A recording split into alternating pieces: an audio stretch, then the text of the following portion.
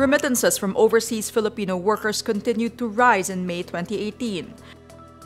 The Bangko Sentral ng Pilipinas says remittances from OFWs reached $2.7 billion in May 2018, up 6.1% from the same month last year.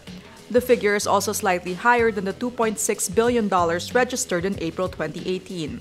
OFW remittances reached an all-time high of $31.29 billion in 2017, 5.3% higher than the $29.7 billion recorded in 2016.